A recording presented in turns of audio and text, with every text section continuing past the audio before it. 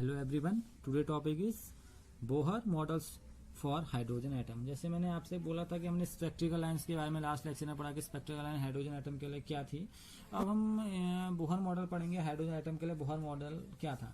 Niels Bohr scientist आए थे, इन्होंने 1913 के करीबन ये डिस्कवरी आपकी दी है। 1913 के करीबन इसको इन्वेस्टिगेट किया था और हाइड्रोजन एटम के स्ट्रक्चर को और एक्सप्लेन करने के लिए, इसके स्पेक्ट्रम को बताने के लिए, यानी कि इसकी क्वांटम मैकेनिक्स को बताने के लिए नील्स बोर ने इसको थोड़ा और जनरलाइज किया, ठीक है ना। और इसको एंगुलर मोमेंटम के उससे कुछ एनर्जीज और कुछ रेडियाई के बेस पर, यानी कि न्यूक्लियस के बेस पर इसको समझाने की कोशिश की थी। इसको हम जानते हैं, इसके कुछ पॉस्टुलेट थे, उस पॉस्टुलेट को समझते हैं कि एक्चुअल में पॉस्टुलेट है क्या। देखिए पहला जो पॉस्टुलेट था, सुन लेते हैं उसको, वो है क्या एक्चुअल में। Okay, the first postulate is an electron in the hydrogen atom can move around the nucleus in circular path of fixed radius and energy. These paths are called orbits or energy levels. These orbits are arranged concentrically around nucleus. इस बात को समझते हैं क्या?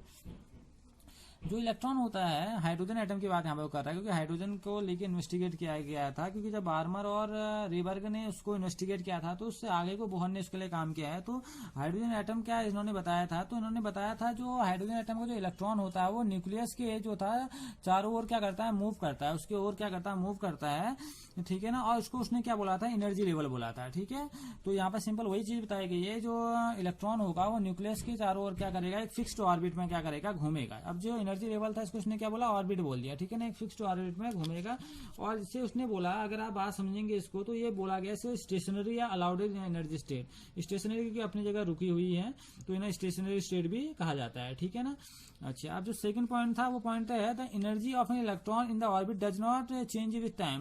ये most important बात ये बोली, जो एनर्जी होती है किसी इलेक्ट्रॉन की, ठीक है ना, यानी कि ऑर्बिट आपने बताया, ऑर्बिट क्या है, स्टेशनरी स्टेट है जहां पर इलेक्ट्रॉन क्या करते हैं, मूव करते हैं न्यूक्लियस के चारों ओर।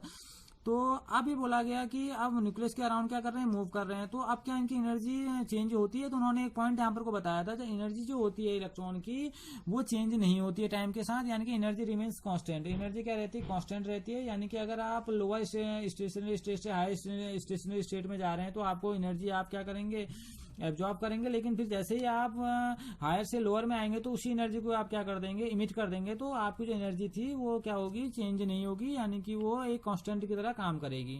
ओके, अब जरा हम इसके थर्ड स्टेट में पहुंचते हैं। तो थर्ड पॉइंट इसका क्या था, the frequency of radiation observe or emitted when transition occurs between the two stationary states that define energy by delta ई।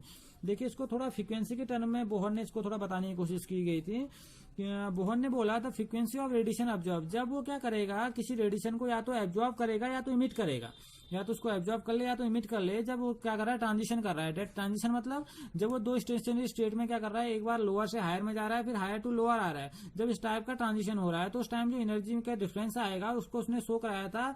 आप बोल सकते हैं mu equal to delta E upon H. आप इस इक्वेशन को अगर आप देखेंगे तो ये आपको दिख रहा होगा डेल्टा एच, यानी कि डेल्टा एनर्जी और फ्रीक्वेंसी के बीच का ये रिलेशनशिप है ये।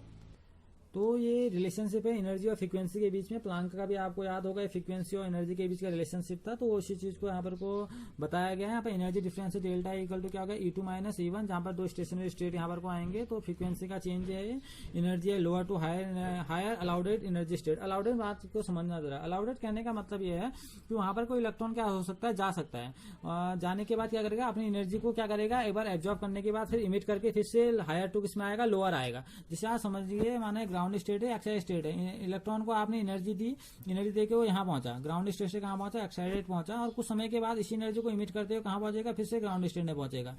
तो ये इसके अलाउडेड स्टेट्स होते हैं, ठीक है ना। तो यहाँ पर जो एनर्जी रहती है वो क्या रहती है, म्यू इक्वल टू क्या हो गया आपका, डेल्टा ई अपॉन एच। और आप इसको जानते हैं कि प्लांक के द्वारा भी दी गई क्या थी, इक्वेशन थी, ठीक है ना। और ये एनर्जी डिफरेंस को भी बताती है। जो इसमें नेक्स्ट पॉइंट है वो है an electron can move only in those orbit for which its angular momentum is the integral multiple of h upon 2 pi। यहाँ पर को बात समझ में आएगी आपको कि जो इलेक्ट्रॉन होता है जब वो मूव करता है ऑर्बिट के चारों ओर, जैसे आपका न्यूक्लियस है, न्यूक्लियस के चारों इलेक्ट्रॉन मूव कर रहा है, ठीक है ना। अब आपने इसे क्या बोला, स्टेशनरी ऑर्बिट बोल दिया। अब इसके अराउंड ये मूव तो कर रहा है, तो वहां पर को अब इसका जो मोमेंटम होगा, क्योंकि अब जैसे यहाँ से मूव करेगा, इसका जो एंगुलर मोमेंटम होगा वो क्या होगा, वो इंटीग्रल मल्टीपल होता है h अपॉन 2 पाई का, ठीक है ना।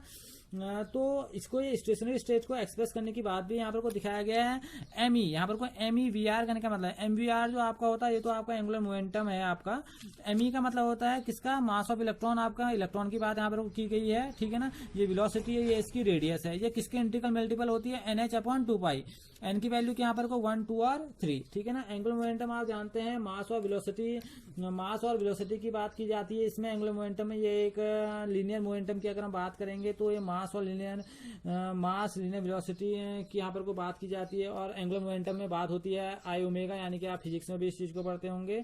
अगर एंगुलर मोमेंटम को होता है आई इंटू ओमेगा होता है, ओमेगा की जो वैल्यू होती है वो V/R होती है, और उसी को हम जस्टिफाई करते हुए यानी कि उसी को हम वेरीफाई करते हुए हम जो एंगुलर मोमेंटम की जो वैल्यू लाते हैं वो लाते हैं हम MVR करके, ठीक है ना। तो ये किसका इंटीग्रल मल्टीपल होता है, H/2π का इंटीग्रल मल्टीपल होता है। और इस बात को समझना, जो इलेक्ट्रॉन होता है, electron can move only in those orbits for which its angular momentum is integral multiple of H/2π, that's why only certain fixed orbit are allowed. तो इसलिए कुछ ही यहाँ पर को क्या होंगे, सर्टेन फिक्स्ड ऑर्बिट क्या होते हैं, अलाउ होते हैं, क्योंकि ऑर्बिट मतलब फिक्स्ड, क्योंकि स्टेशनरी बात हो रही है, इस बात को बार बार समझना है। यहाँ पर को बात कर रहे हैं स्टेशनरी, ठीक है। अच्छा, अब ये स्टेशनरी स्टेट जो थी इलेक्ट्रॉन्स की, इसको नंबर दिया गया था 1, 2 और 3। अगर फर्स्ट स्टेज इससे 1 बोला जाएगा, सेकंड है 2 और थर्ड है तो 3 बोला जाएगा, ठीक है ना। बाद में इसी को जान के, इसी को हम क्या कहते हैं, बाद में प्रिंसिपल क्वांटम नंबर बोले जाते हैं। ये जब बाद में क्वांटम मैकेनिक्स के हम चैप्टर पढ़ेंगे, यानी कि क्वांटम मैकेनिक्स का सेशन पढ़ेंगे, तो वहां समझेंगे कि N1, N2, N3 जो यहाँ पर 1, 2, 3 आ रहा है, इसे हम बोलते हैं प्रिंसिपल क्वांटम नंबर से बोले जाते हैं। ये इसके बारे में बोहर पहले ही बता चुका था, ठीक है ना।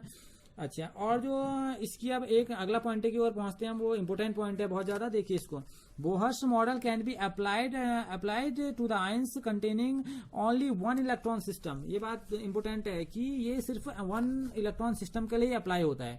जैसे आपका हाइड्रोजन एटम के लिए अप्लाई तो होता है, कि हाइड्रोजन के लिए बारे में तो बात की है, इसके साथ ही हीलियम आयन के लिए, लिथियम आयन के लिए, ठीक है ना, इनके लिए भी अप्लाई कर जाता है। क्योंकि हीलियम आयन है तो ये फिर क्या हो गया, 1 इलेक्ट्रॉन सिस्टम हो गया। Li में 3 होते हैं इलेक्ट्रॉन, 3 इलेक्ट्रॉन सिस्टम है, लेकिन +2 है, 2 इलेक्ट्रॉन निकल गए तो कितना हो गया, 1 इलेक्ट्रॉन सिस्टम हो गया। ऐसे आप बेरिलियम के लिए भी बोल सकते हैं। अगर आप बोलेंगे यहाँ पर को B+3 बोल देंगे, यहाँ पर को B+3, तो ये भी 1 इलेक्ट्रॉन सिस्टम हो जाएगा। तो इसके लिए ये इजिली क्या हो जाता है, अप्लाई हो जाता है, ठीक है ना। और इसके लिए इसने बहुत अच्छी सी स्पेक्ट्रिकल लाइन ऑफ फ्रीक्वेंसी का डिस्कशन बोहर ने किया था, ठीक है ना। और इसके लिए इन्होंने बताया था, एनर्जी लेवल बताए गए थे। तो ये बोलता था energy of an electron of nth orbit, जो nth ऑर्बिट के लिए जो इलेक्ट्रॉन की एनर्जी बताई गई थी, वो बताई गई थी -2.18 इंटू 10⁻18 ब्रैकेट Z²/n², ठीक है ना, ये जूल। और जो रेडियस बताई गई थी वो बताई गई थी 52.9 n²/z, ठीक है ना। यहाँ पर Z आपका एटॉमिक नंबर है, ठीक है। और एन की वैल्यू आप जानते हैं 1, 2, 3, एन की वैल्यू यहाँ पर को रखी जाती है, ठीक है ना। ये एनर्जी लेवल से है, ठीक है। ये विद द हेल्प ऑफ, अगर आप इसे हेल्प कहेंगे तो ये किसकी हेल्प से लिया गया था, ये लिया गया था आपकी, ये जो पॉइंट लिया गया था, ये पॉइंट लिया गया था रेबर्ग की हेल्प से। क्योंकि रेबर्ग के जो स्टेशनरी स्टेट के लिए जो इक्वेशन निकल के आई थी रेबर्ग के हेल्प की, तो आई थी nth ऑर्डर के लिए En = -RH/1/n n², ये निकाली गई थी। रेबर का यहाँ पर को रेबर का कांस्टेंट है, आपको RH जो है रेबर कांस्टेंट है। ये इंपोर्टेंट प्रॉपर्टी भी होती है एनर्जी स्टेट के लिए। जब ऑर्बिट क्या होते हैं, फिक्स्ड होते हैं, यानी कि स्टेशनरी होते हैं, तो उसके लिए ये वैल्यू निकाली गई थी। और इस वैल्यू की जो ये RH की वैल्यू को कितना माना गया था, 2.18 इंटू 10⁻18, इसकी जो वैल्यू थी इसको इतना कंसिडर किया गया था। और फिर इसको जस्टिफाई किया गया, और उसको बोहर ने इसको थोड़ा मॉडिफाइड करके इस रूप में इसको क्या किया गया था, बताया गया था। और इस टाइप ये जो एनर्जी आपको दिख रही है ना, ये जो यहाँ पर को जो एनर्जी की बात हम कर रहे हैं, ये जो एनर्जी है, ये इसकी ग्राउंड स्टेट की एनर्जी भी आप बोलते हैं। ये जो आपको दिख रही है 2.18 इंटू 10⁻18 जो एनर्जी है लोअर स्टेट की होती है, और इसे ग्राउंड स्टेट की एनर्जी भी बोला जाता है। ग्राउंड स्टेट का यहाँ पर N1 की वैल्यू आप कितनी रख देंगे, यहाँ पर को 1 रख देंगे तो ये ग्राउंड स्टेट की हो जाएगी। 2 रखेंगे तो फिर आपकी सीरीज आपको डिफरेंट स्टेट में आपको क्या मिलेंगी, सीरीज मिलनी स्टार्ट होती है, जैसा कि आपने स्पेक्ट्रिकल लाइंस में पढ़ा है, ठीक है। अच्छा, ये तो था आपका बोहर मॉडल। किसके लिए था बोहर मॉडल, था हाइड्रोजन एटम के लिए। कि बोहर मॉडल हाइड्रोजन एटम के लिए आप कैसे एनर्जी और उसको आप जस्टिफाई करेंगे, आप इसे और भी पढ़िए। यहाँ पर आप नेगेटिव साइन से थोड़ा वो परेशान मत होइएगा, क्योंकि नेगेटिव साइन का मतलब यहाँ ये नहीं है कि एनर्जी नेगेटिव होगी, क्योंकि एनर्जी कभी भी नेगेटिव होती ही नहीं है। यहाँ पर नेगेटिव साइन का जो मतलब है वो मतलब ये है कि जो यहाँ पर को जो कंसिडर किया गया ना नेगेटिव साइन, वो किया गया है energy of an electron in an atom is lower than the energy of free electron. जो फ्री इलेक्ट्रॉन की एनर्जी से इसको लोअर माना गया। तो इस बात को समझना, तो नेगेटिव साइन का मतलब क्या है, उसका मतलब है the energy of an electron in the atom is lower than the energy of free electron at the rest. यानी कि जब फ्री इलेक्ट्रॉन रेस्ट में होता है, उसकी जो एनर्जी होती है, बात समझ में आया ना, उसकी जो एनर्जी होती है वो क्या, अब उसकी एनर्जी क्या होगी भाई, अब वो कह रहा है जो इलेक्ट्रॉन वास्तव में एनर्जी कर रहा है, यानी कि जो रियलिटी में एनर्जी ले रहा है, the energy of electron in an atom is lower than the energy of free electron. जो फ्री इलेक्ट्रॉन है उसकी एनर्जी बहुत ज्यादा होगी, और लेकिन उसकी एनर्जी जो काम कर रहा है उसकी एनर्जी क्या होगी, उससे लो होगी। तो नेगेटिव साइन का मतलब हाँ उस एनर्जी के लो करने से है, क्योंकि वो जो फ्री इलेक्ट्रॉन होता है वो रेस्ट की पोजीशन में है, ठीक है ना, तो बहुत वो न्यूक्लियस से बहुत दूर होता है, बहुत दूर होता है, तो उसकी वैल्यू को लगभग हम क्या मान लेते हैं, जीरो मान लेते हैं, ठीक है ना। तो उसकी वैल्यू को जीरो कंसिडर किया जाता है, यानी कि हम उसकी वैल्यू को बोल सकते हैं ई इन्फिनिटी की अगर वैल्यू बोलेंगे तो जीरो हो जाती है, क्योंकि वो रेस्ट की पोजीशन में और न्यूक्लियस से काफी दूर होता है, ठीक है ना।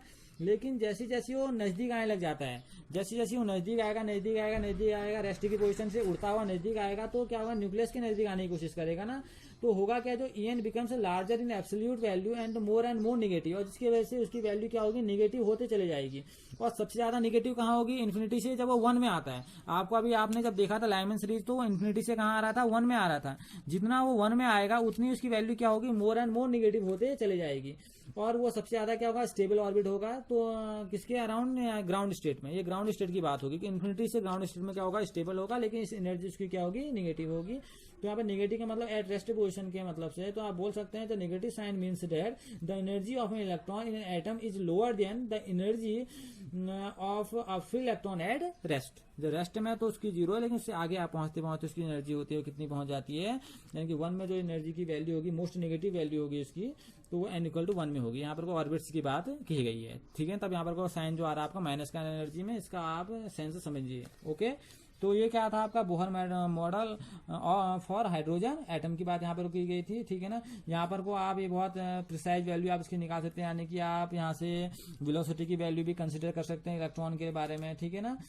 और कुछ फेलियर भी थे बोहर मॉडल के। वो फेलियर ये थे कि आप आगे जाके इन फेलियर्स के बारे में समझेंगे कि एक्चुअल में इसके फेलियर ये थी कि ये सिर्फ वन इलेक्ट्रॉन सिस्टम के लिए है, बार बार मैं आपसे बात कर रहा हूँ, मल्टी इलेक्ट्रॉन सिस्टम के लिए होता ही नहीं है, ठीक है ना। और जो सेकेंडली बात है, ये जो हम बोल सकते हैं, it can not explain the ability of atoms to form molecules by chemical bond, यानी कि कैसे केमिकल बॉन्ड फॉर्म होते हैं, एटम्स मॉलिक्यूल कैसे फॉर्म करता है, उस चीज के बारे में भी बोहर मॉडल नहीं बता पाया था, ठीक है ना।